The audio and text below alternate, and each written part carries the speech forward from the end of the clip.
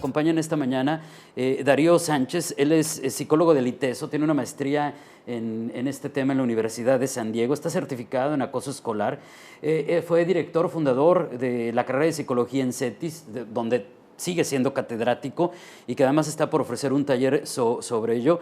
Maestro Darío, muy buenos días, bienvenido. Muchas gracias, David, por recibirme.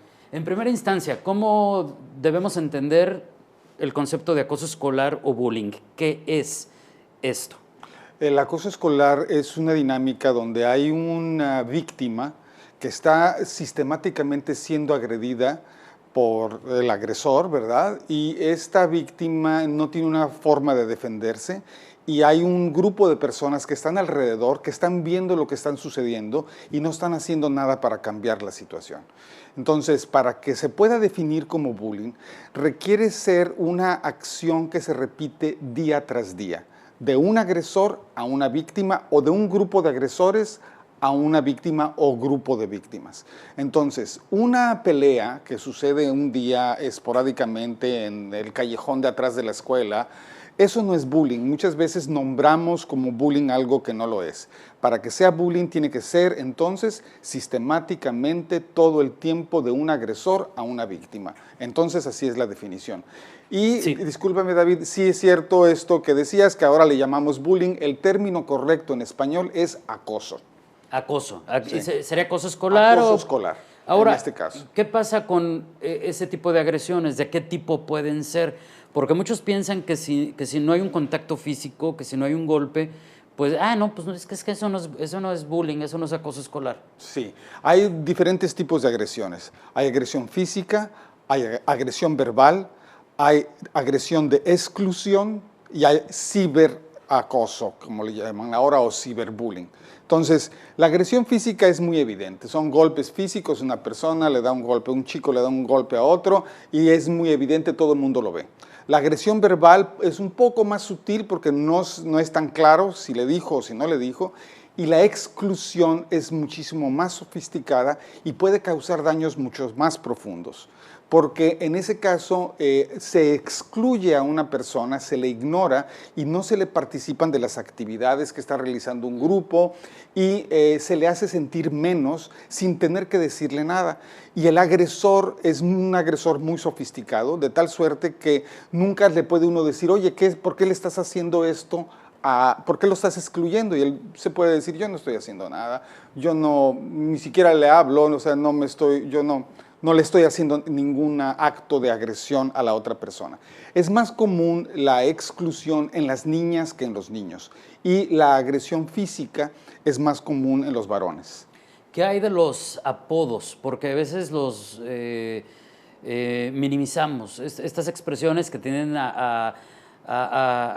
pues no sé, como englobar un calificativo para referirse a una persona, a uno de nuestros compañeros en la escuela, en el salón de clases, ¿podrían representar en algún momento, por ejemplo, esos apodos, un síntoma de acoso? Hay apodos que a lo mejor quien recibe el apodo le gusta el apodo y dice a mí me dicen de tal manera y esa es la forma en que se le nombra. Sin embargo, hay apodos que son ofensivos y quien está recibiendo el apodo se siente mal al recibirlo.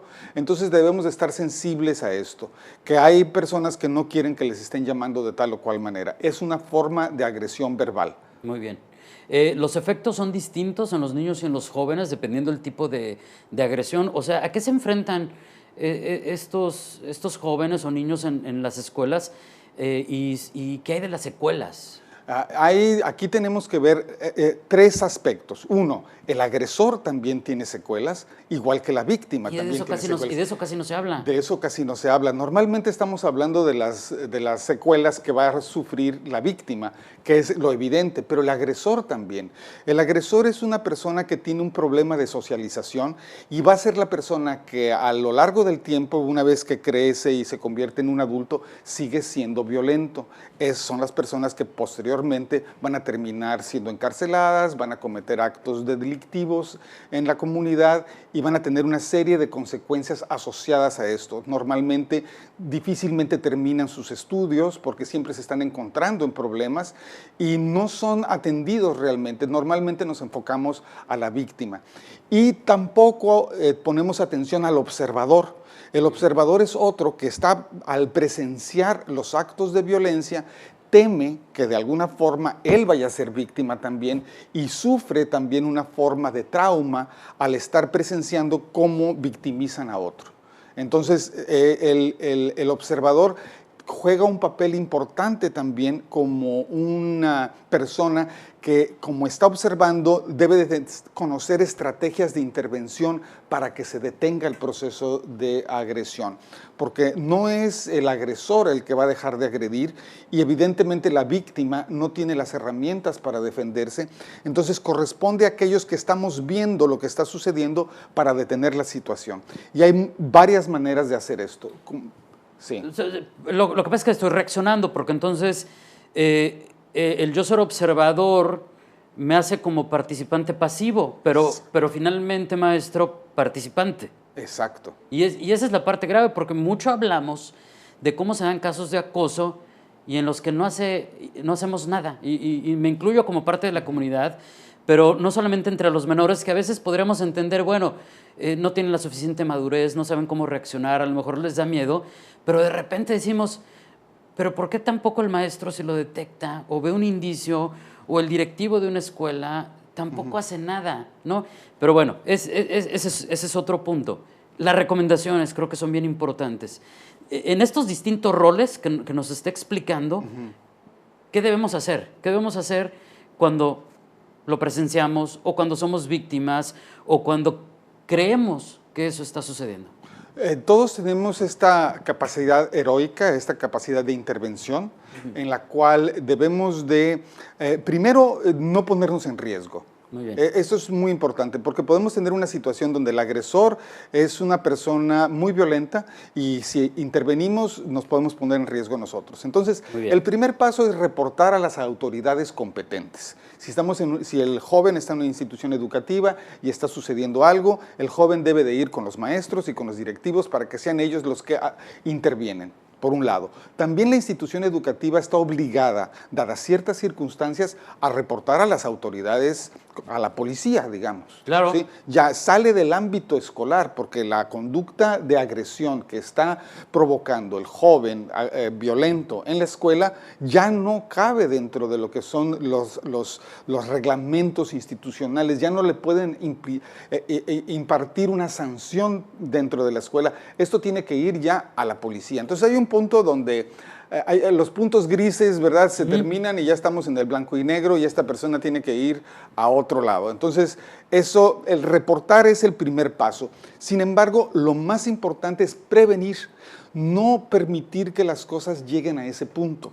Entonces, el taller, por ejemplo, que estamos nosotros impartiendo el día de mañana, habla precisamente de esto, que es cómo podemos sembrar la semilla del cambio en los jóvenes para que se prevenga la situación. Es más económico invertir en la prevención que en lo remedial. Lo remedial ya es muchas veces muy poco y muy tarde.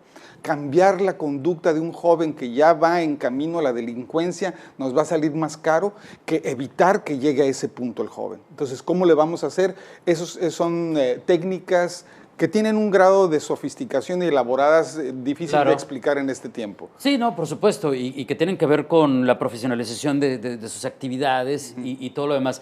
Y bueno, eso me parece bien interesante, lo que está diciendo respecto a que llega un momento en que hay que tomar acciones que salen de lo escolar, que salen de lo institucional y que hay que llevarlos a lo legal para que haya elección, ¿no? Sí. Incluso rayan en lo penal en muchos de los casos. Pero en este momento yo me preguntaría, maestro, porque se nos acaba el tiempo, si algún joven o niño nos está escuchando en este momento y por miedo, porque yo creo que podría ser algo natural, ¿no? Dice, y por miedo no quiere decirle a nadie que está siendo agredido. O lo clásico de nuestra cultura, muy lamentable, es que pues defiéndete, pues tú contéstale, ¿no? Exacto. O sea, y eso creo que genera más violencia. Sí. Pero bueno, si alguien nos está escuchando y dice, híjole, es que estoy aterrorizado, me da pavor, no quiero ni siquiera decirle a mis papás, ¿qué les podemos decir? Sí, la víctima comúnmente empieza a faltar a la escuela, se enferma en la mañana, no quiere ir, llega de la escuela con los útiles rotos, ya se le perdieron las plumas, ya se le perdieron sus útiles escolares. Tiene una serie de indicadores que nos determinan que está siendo víctima. Los padres de familia deben de ser muy cuidadosos porque el joven tiene miedo de reportarlo inclusive a sus padres, que es lo que creo que es lo que mencionabas, porque puede recibir represalias de parte de los papás porque él le va a decir, pues defiéndete, tú también golpea y etcétera. Entonces el joven tiene que reportarlo a alguna autoridad, ya sea a los padres, a los maestros, a los directivos. Tiene que acercarse con alguien y reportar lo que está sucediendo. Tiene que ponerse a salvo, tiene que buscar formas y lugares durante el recreo, durante la escuela, donde se va a tener que refugiar mientras la situación no cambia. Debe de encontrar a sus amigos que lo apoyen. Pero nunca entrar a una confrontación física. Existe entre el agresor y la víctima uno que se llama el bully víctima o el agresor víctima. Estos son los más peligrosos porque están cargando una presión constante y un día explotan. Entonces la víctima de repente se convierte en agresor porque ya no puede resistir más. Entonces tenemos que evitar que llegue a esa situación. Finalmente, un joven o niño que haya sido víctima de acoso, es recomendable decirle a los papás, llévenlo a terapia, llévenlo a atención psicológica. Sí, tanto los padres como el muchacho deben de ir a atención. Los padres para aprender qué pueden hacer con él en casa y para el muchacho que pueda trabajar el trauma por el cual ha estado sometido a través de las agresiones que ha estado recibiendo. Bueno, maestro, le quiero agradecer muchísimo por esta plática. Sé que cuando hablamos de fenómenos como el acoso escolar se nos quedan muchas cosas sobre la mesa. Sí. Podríamos seguir ahondando sobre ello. Pero, por cierto, mañana tienen un taller ahí en el Palacio Azteca desde las 9 de la mañana. Desde las 9. Si alguien quiere aprender cómo enfrentar esto desde la perspectiva profesional. Sí, deben de ir porque además las leyes del estado de Baja California ahora exigen a las instituciones educativas capacitarse y esta es una capacitación que tiene todos los elementos y la certificación que ofrece el Colegio de Psicólogos de Baja California y que yo estoy impartiendo junto con un equipo de psicólogos también de CETIS. 2 psicólogas más, Ivonne Oropesa y Brisa Montes. Bueno, saludos a todos nuestros amigos de CETIS. Por cierto, hay que tener en cuenta que el acoso tiene todas estas vertientes que nos acaba de explicar el maestro y en el caso de las redes sociales ya nos los han dicho otros expertos. Así como usted cuando lleva a su hijo a una fiestecita de sus compañeritos y llega a la casa donde va a ser la fiesta y baja y conoce a los papás y ve quiénes son los compañeritos y demás, así también hay que actuar en redes sociales. Y si la red le dice... no es edad para que tengas Facebook, por algo lo hacen, créame. Ya ve que hace días le decíamos cómo unas niñas las engañaron y hoy están desaparecidas porque las engañaron a través de una red social. Pero bueno, será también motivo de plática en otra ocasión, claro maestro. Que sí. Por lo pronto, muchísimas gracias. Muchas gracias, David. Gracias por habernos acompañado. Gracias por recibirme. Es el maestro Darío Sánchez, experto en acoso escolar, psicólogo, con maestría en la Universidad de San Diego, egresado del ITESO y, por cierto, director fundador de la carrera de psicología ahí en CETIS Universidad, donde sigue siendo catedrático.